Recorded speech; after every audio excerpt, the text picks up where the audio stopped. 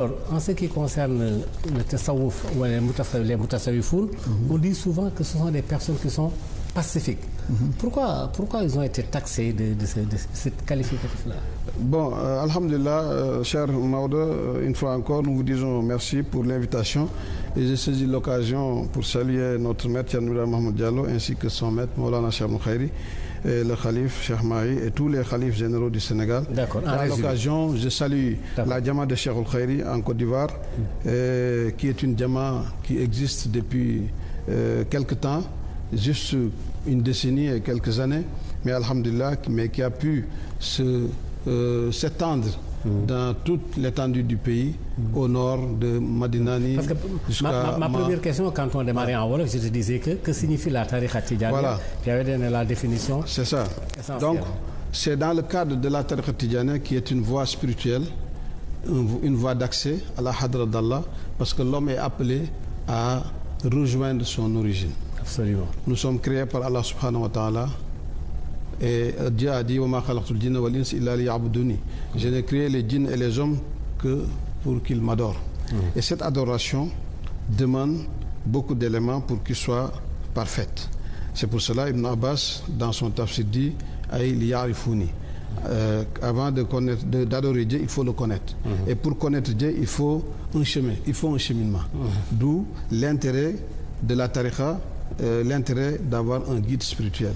Donc tu m'avais dit ce que c'est la tariqa Tidjaniya. Je t'ai dit, ma réponse serait la réponse de Cheikh Ibrahim à la Mecque en face d'un alim qui lui demandait de dire à ses disciples d'abandonner la tariqa Tidjaniya. Cheikh Ibrahim lui dit, est-ce qu'il est convenable à un croyant, à un musulman, de dire à son frère d'abandonner Astaghfirullah?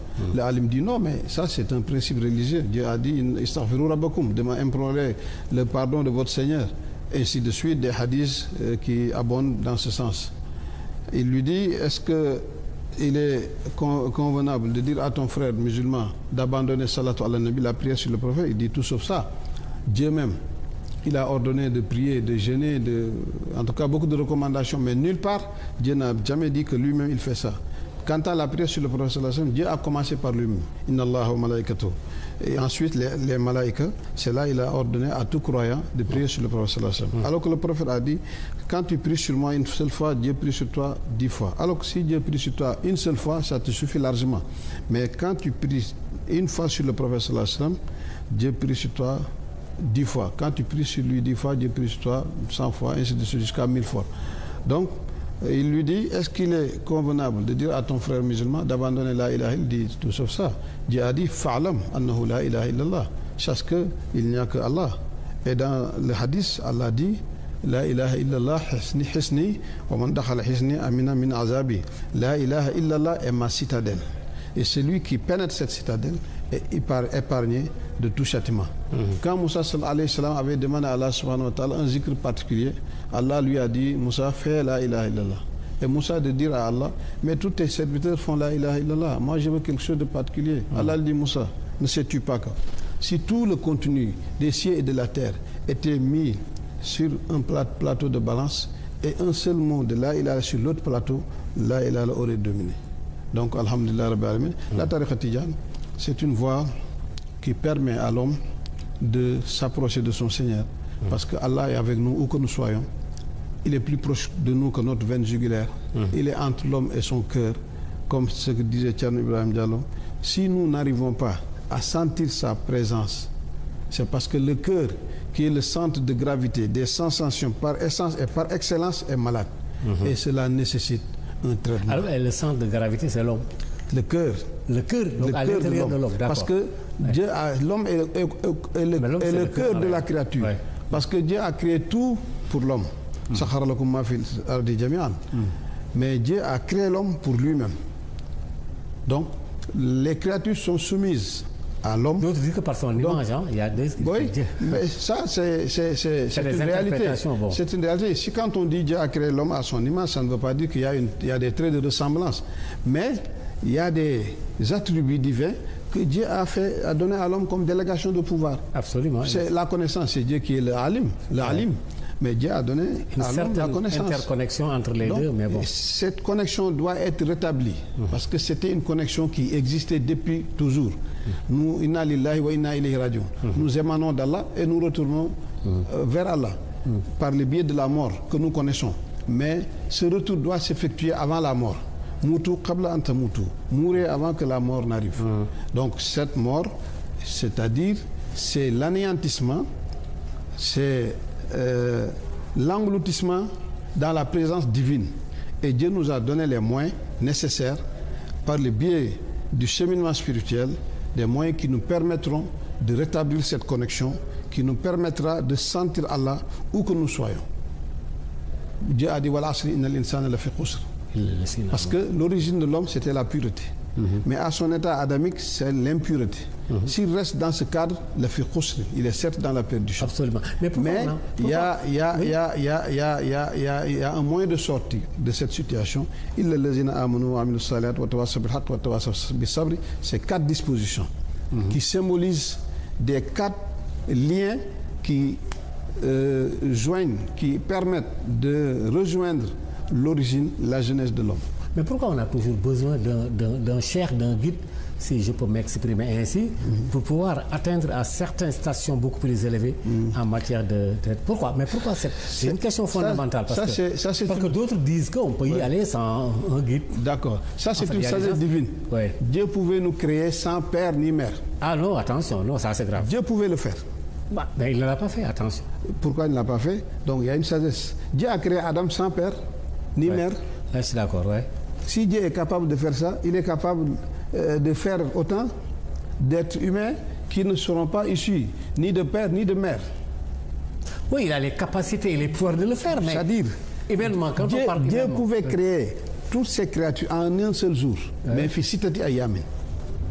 Donc il y a un processus dans toutes choses. Absolument. Parce que Dieu a fini avec tout. Il a tout prévu déjà. Tout est déjà fait, tout existe déjà auprès de lui. Mais ça se déploie dans le temps et dans l'espace. Et dans des êtres différents. Tout ce qui est dans l'enfant était au sein du père ou de la maman. Mais ce n'était pas encore déployé, ce n'était pas encore découvert. Au fur et à mesure, avec le fil du temps, ces réalités, ces paramètres apparaissent. Donc, pourquoi suivre? Ça, c'est une disposition coranique. Dans 3 versets, Allah a dit Ya ayyuhallazina amanu taqullaha wa kunu ma'a sadiqin.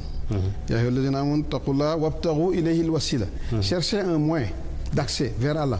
C'est comme si on est dans l'embarras, mais quel est le moyen? C'est le chemin qui vers Allah. Dieu nous dit wa kunu ma'a sadiqin. Demeurez avec les véridiques, suivez les véridiques. À force de suivre un véridique, tu deviens véridique. À force de suivre des menteurs, il y a de fortes chances que tu incarnes leur caractère, des drogués, ainsi de suite. Donc, quand tu suis les vertueux, tu finiras par adopter leur comportement. Absolument. Parce qu'ils disent que la wilaya, c'est comme une maladie contagieuse. À force de fréquenter quelqu'un qui a une maladie contagieuse, ça va t'atteindre forcément. Donc, dans Surat Luqman, Allah dit Wattabi' sabila man anaba ilayya. Suis celui dont le chemin retourne vers moi. Donc ça, c'est une disposition coranique. Mais l'exemple le plus illustratif, c'est le cas de Moussa alayhi salam. Et de Khudar. Moussa qui fait partie des 124 000 prophètes, des 313 messagers, des Ulul Azmi Rusul. Il a eu à s'en tenir avec Allah. Il a reçu les Suhuf Ibrahim ou Moussa, ses Suhuf, et son Taurat. Mais qu'est-ce qu'il a dit à Khadir? Hal attabi'uka ala an tu'allimani mimma 'ullimta rushdan.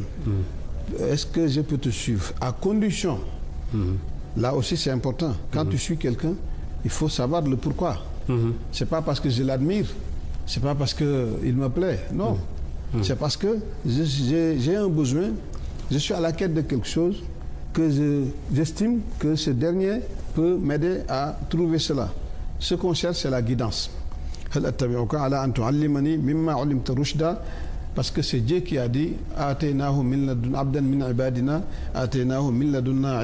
Moussa a suivi ses serviteurs parce que ce serviteur a reçu un don de connaissance fait par Allah subhanahu wa ta'ala.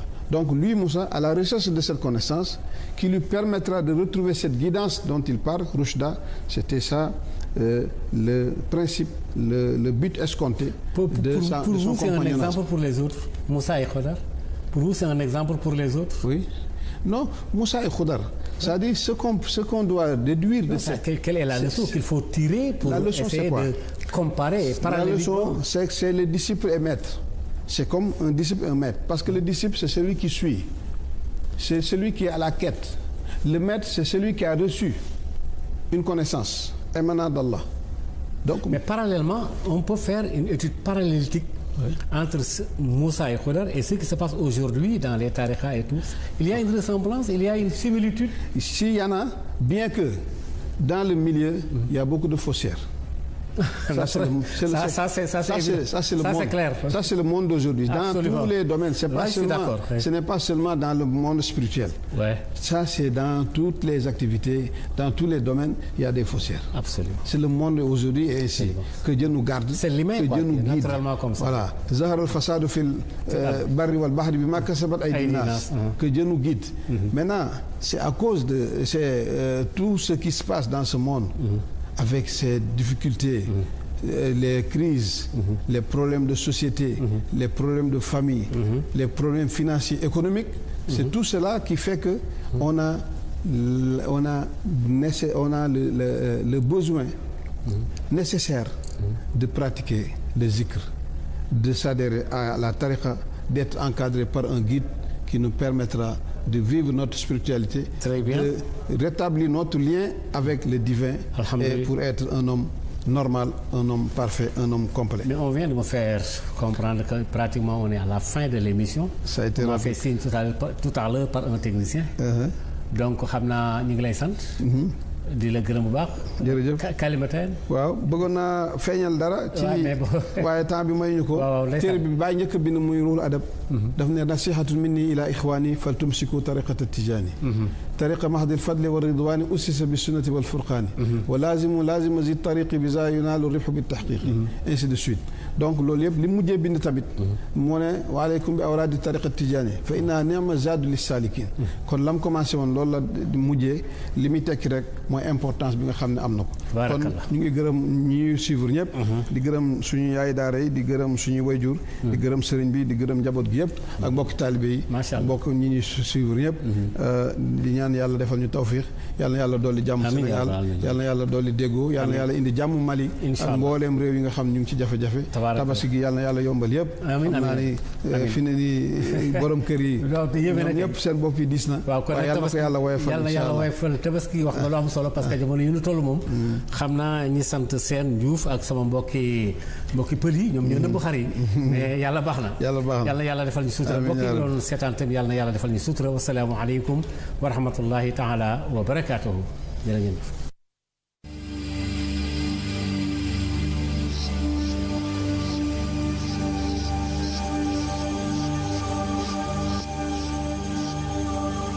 ربنا تقبل منا وعافنا واعف عنا وعلى طاعتك وشكرك أعنا